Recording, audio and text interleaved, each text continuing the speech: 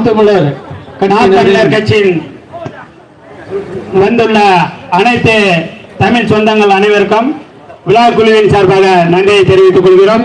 இப்பொழுது ஐயாவின் பிறந்த நாள் விழாவிற்கு வருகை தந்துள்ள நாம் தமிழர் கட்சிக்கு நினைவு சின்னம் வழங்கப்படுகிறது.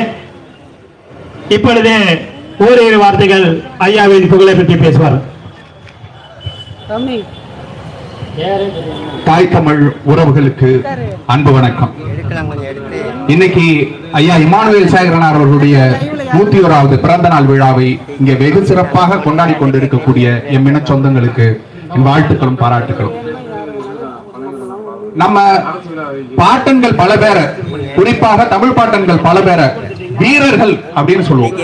ஏன் வீரமிக்கவர்களாக இருக்கிறார்கள் அப்படிங்கறத நம்ம பார்த்தோம் அப்படின்னாக்க, அது பிறப்பிலேயே பிறவி குணமாகவே தமிழர்களுக்கு வீரமும் காதலும் நம்ம வந்துட்டு போற்றி கொண்டு வந்திருக்கிறோம். அதில் குறிப்பாக இமானுவேல் சேகரனார் அவர்களை நம்ம சமூக நீதி போராளி என்று சொன்னாலும் உண்மையில் நாம் சொல்ல வேண்டியது என்னன்னா சுத்த வீரன் அப்படிங்கறதான் சொல்லணும். ஏன் அதை சொல்லணும் அப்படின்னா, அவருடைய ஒவ்வொரு பருவ காலத்தையும் நீங்க எடுத்து பாருங்க. பள்ளி பருவத்தில் எடுத்து பார்த்தீங்கன்னாக்க அவர் கால்பந்தாட்டத்தில் மிகப்பெரிய வீரராக, விளையாட்டு வீரராக இருந்திருக்கிறார். அந்த விளையாட்டு வீரராக இருந்து கொண்டே இருக்கும்போது ஒரு சுதந்திர போராட்டம் அப்படின்னு வரும்போது வெள்ளையனே வெளியேறு இயக்கத்தில் பங்கு கொண்டு சிறைக்கு சென்று சுதந்திர போராட்ட வீரராக இருந்திருக்கிறார்.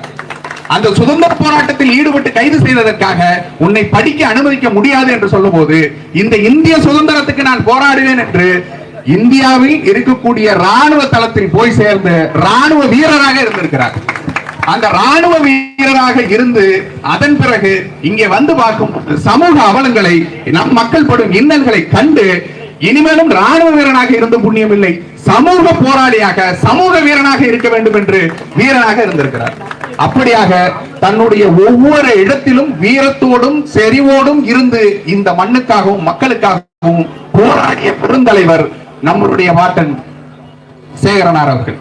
இப்போ இந்த இமானுவேல் சேகரனார் அவர்களுடைய நினைவை நாம் ஏன் போற்றி கொண்டாட வேண்டியது இருக்குதுன்னாக்க, நம் சமூகத்துக்கு ஒரு பிரச்சனைனாக்க அதை கூடி நின்று நாம் எல்லோரும் ஒன்றாக நின்று அதை போராடி தடுக்க வேண்டும் என்பதற்காகத்தான். மீண்டும் மீண்டும் நாம் தமிழ் கட்சி ஏன் இதை முன்னெடுக்குது அப்படிங்கறத நம்ம பார்க்கணும். இப்போ பட்டியல் வெளியேற்ற போராட்டங்கிறத நம்ம வந்துட்டு மீண்டும் மீண்டும் சொல்றோம். ஏன் இதை சொல்றோம்? சமூக ரீதியாக நமக்கு எவ்வளவு தூரம் வந்துட்டு இது ஒரு அடக்குமுறைக்கும் ஒடுக்குமுறைக்கும் நம்ம உள்ளாக்கப்பட்டு கொண்டே இருக்கிறோம் அப்படிங்கறத வெளிக்கொண்டு வர வேண்டிய தேவை இருக்கு. ஒரு சின்ன உதாரணத்தோட சொல்லணும்னு எதிர்பார்க்கிறேன். ஏன் இந்த பட்டியல் வெளியேற்றத்தை நாம வந்துட்டு தொடர்ந்து கேட்கிறோம் அப்படிங்கிறது. நீயா நானான்னு ஒரு நிகழ்ச்சி நடக்குது, நீங்க எல்லாரும் பார்த்திருப்பீங்க. அதில் ஒரு பெண் வந்துட்டு மிக திறமையாக பேசுகிறார், அவருடைய கருத்துக்களை நல்லா முன்வைக்கிறார்.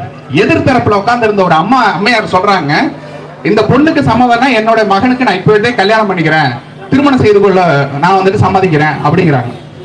அது கேட்ட மாத்திரத்தில் அந்த பெண் சொல்லுகிறாள், நான் வந்துட்டு ஒரு பட்டியல் இனத்தை சார்ந்தவர் அப்படின்னு சொன்ன உடனே இந்த அம்மையார் என்ன சொல்றாங்க, இல்ல என்னால கல்யாணம் பண்ண முடியாது. அப்போ அந்த பொண்ணினுடைய குணம் பிடித்திருக்கிறது, அந்த பொண்ணுடைய திறமையான பேச்சுகள் பிடித்திருக்கிறது, அவருடைய உடல் மொழி எல்லாமே பிடித்திருக்கிறது, எல்லாமே சரியா இருக்குது. எங்க ஒரு நொடியில பின் வாங்குறாங்கன்னா என்ன காரணம் அப்படின்னா, பட்டியலினத்தை சார்ந்தவர்கள் ஒரே காரணத்தினால். இதை நான் அந்த பொண்ணையோ இல்ல அந்த தாயையோ குறை சொல்லணுங்கிறதுக்காக சொல்லல. சமூகத்தின் பார்வை என்னவா இருக்குது அப்படிங்கறத நம்ம வந்துட்டு எதிரொலிக்குது. அந்த ஒரு நிகழ்வுங்கிறது எதை எதிரொலிக்குதுன்னா, சமூகம் எப்படி வந்துட்டு பார்வையா அது வந்து முன்வைக்குதுங்கிறத அந்த நிகழ்வு எதிரொலிக்குது. அப்ப நாம என்ன சொல்றோம், எங்களுக்கு இடஒதுக்கீடு கொடுத்திருக்கிறீங்க, அதை அப்படியே நீங்க பிசியில தூக்கி வச்சு எங்களுக்கு இடஒதுக்கீடை உறுதி செய்யுங்கள், ஆனா பட்டியலினத்துல இருந்து எங்களை வெளியேற்றி உறுதி செய்யுங்கள் அப்படிங்கறத நாம வந்துட்டு உறுதியான கோரிக்கையா வச்சு அண்ணன் சீமான் அவர்கள் மீண்டும் மீண்டும் அந்த போராட்டத்தை முன்வைக்கிறார்னா, நம்மளுடைய இந்த சமூக ஒரு அடக்குமுறையிலிருந்து வெளியேற்றணும் அப்படிங்கிறதுக்காக தான். இதனால் நாம் தமிழ் கட்சி உங்களுக்கு உறுதியளிக்கிறது. நாம் தமிழ் கட்சியின் சார்பாக நான் மருத்துவர் கார்த்திகேயன் உங்களுக்கு உறுதியளிக்கிறேன், பட்டியலின போராட்டத்தில் பட்டியலினத்திலிருந்து வெளியேற்றப்படுவோங்கிற போராட்டத்தில் இறுதி வரை உறுதியாக உங்களோடு நிற்போம் அப்படிங்கிறதையும் உறுதியாக சொல்லிக்கொள்ள விரும்புகிறேன். நன்றி, வணக்கம். நாம் தமிழர். நன்றி.